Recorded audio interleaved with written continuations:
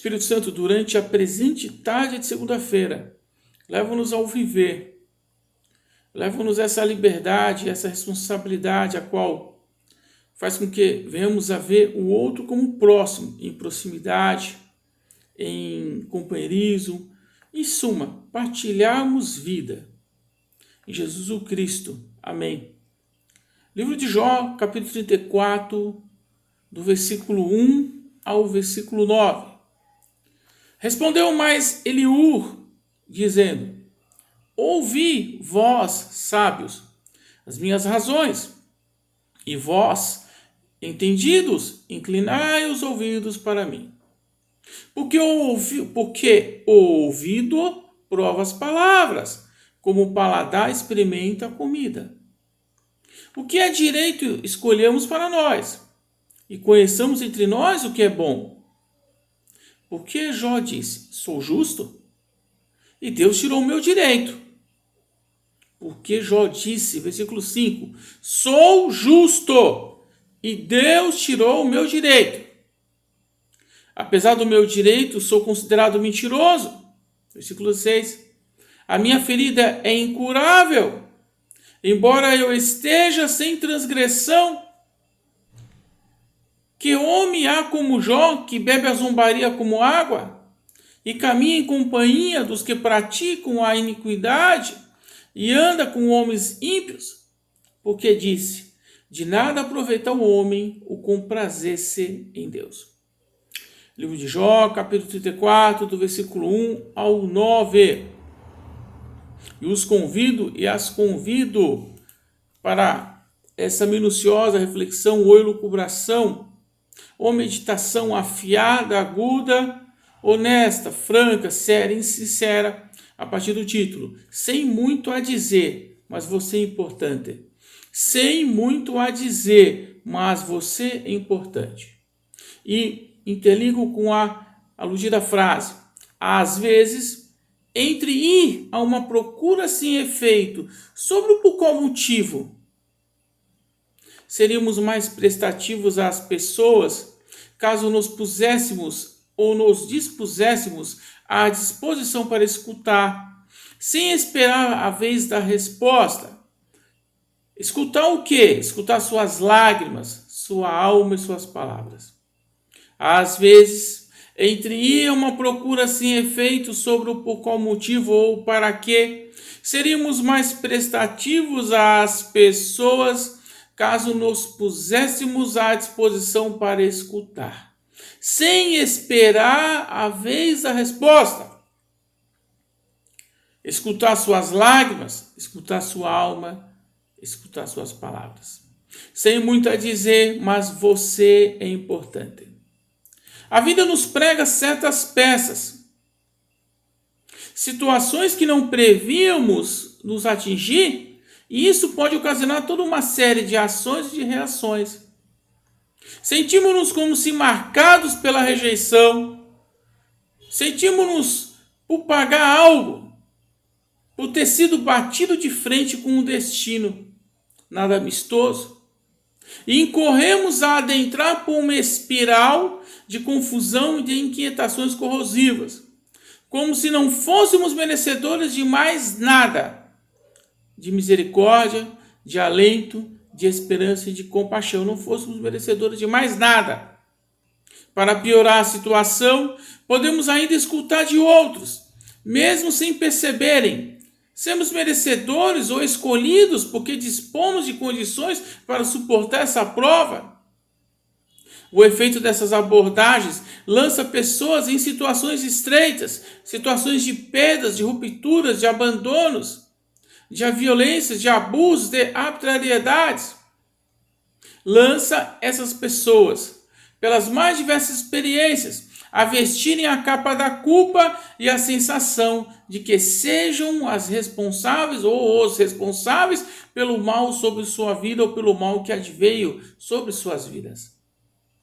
Isso me leva ao livro de Jó, capítulo 34, do versículo 1 ao 9, e sua trajetória de dissabores e de infortúnios, como numa espécie de estranha, de covarde e de absurda aposta entre Deus e o diabo, para demonstrar sei lá o quê, ou as colocações de sempre haver uma justificativa para tudo, para demonstrar, de sempre haver uma justificativa para tudo, quando lá no fundo não há não.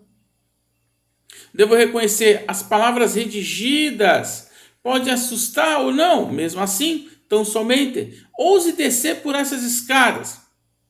As escadas dessa presente meditação, reflexão, e quem sabe não encontrar respostas prontas, e quem sabe não encontrar, talvez você não vai encontrar respostas prontas, e sim um convite para não se castigar, um convite para você não se lançar em condenações e inculpabilidades. Às vezes ficamos com receio de dizer: por que Deus fez isto comigo?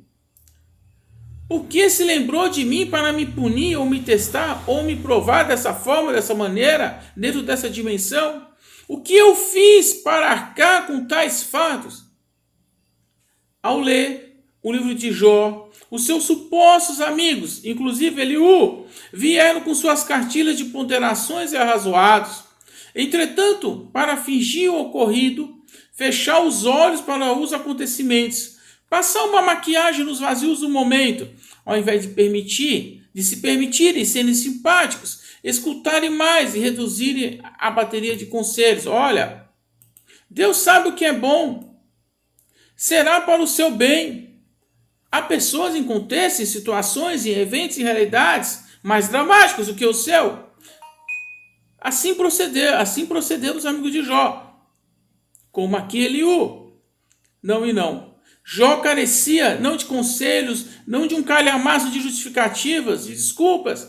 Jó carecia de compaixão e de que os outros se importassem, de que os outros o estimassem e respeitassem seu estado. Jó não carecia de defesas teológicas, ou como se Deus precisasse de um defensor. Sabe, não a conheço, quem estará por assistir, escutar o destacado áudio. Nunca conversamos e muito menos podemos sentar e prosear. Agora, acredito que lhe sobreveio, se lhe sobreveio uma experiência não esperada, que não estava nos seus planos e nem na sua agenda, e eu não disponho de nenhuma resposta. Esse vídeo não tem essa pretensão, finalidade ou intenção. Ele não tem essa diretriz, esse vetor, esse norte ou essa orientação de trazer respostas. E honestamente não consigo extrair, por consequência, um sentido ou uma finalidade. Simplesmente posso dizer que você é importante. Pelo que você é um ser humano, uma imagem e semelhança de Deus, com suas imperfeições como todos nós, como eu, com seus tropeços como todos nós, como eu, com suas dúvidas como todos nós, como eu. Eu não sei se há uma finalidade, se há um propósito, se há uma intenção, se há alguma razão, algum fundamento para alguma situação adversa, para alguma situação desapetecível, desapreciável, desabonadora a qual o atinge, o aflige, eu não sei.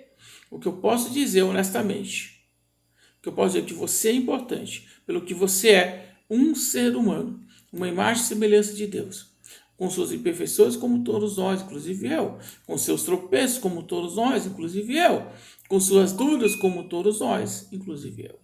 De certo, somos educados a considerar haver uma construção de significado para tudo, como se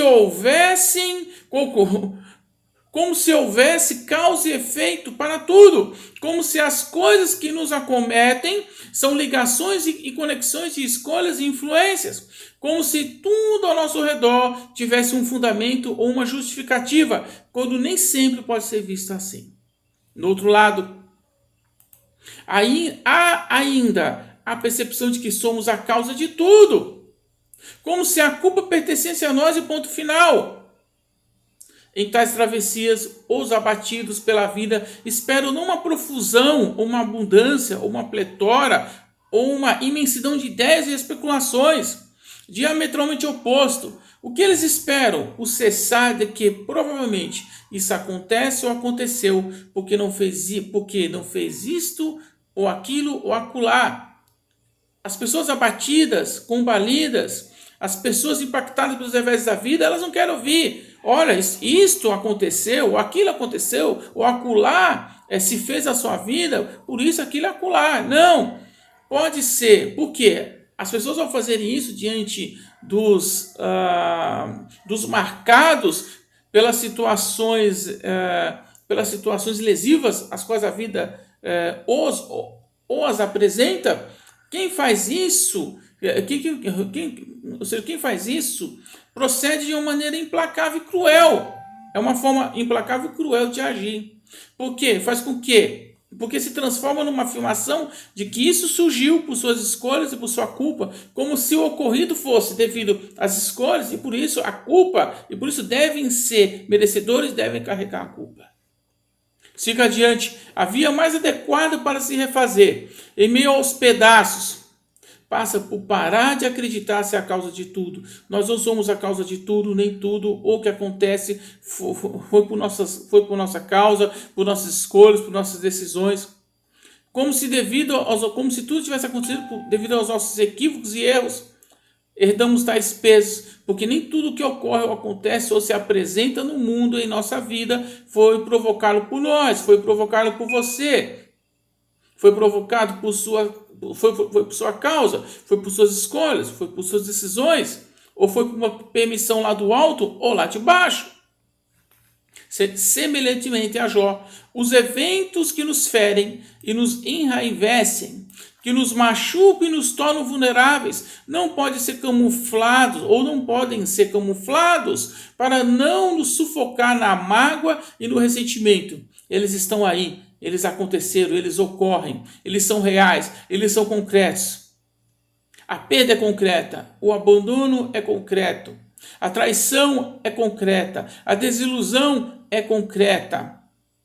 A ofensa, a violência, o abuso, a zombaria são concretos. A ingratidão é concreta. Lerei novamente esse trecho, semelhantemente a Jó, os eventos que nos ferem e que nos enraivecem, que nos machucam e nos tornam vulneráveis, não podem ser camuflados para não nos sufocar na mágoa e no ressentimento, no gosto amargo de que sou merecedor mesmo.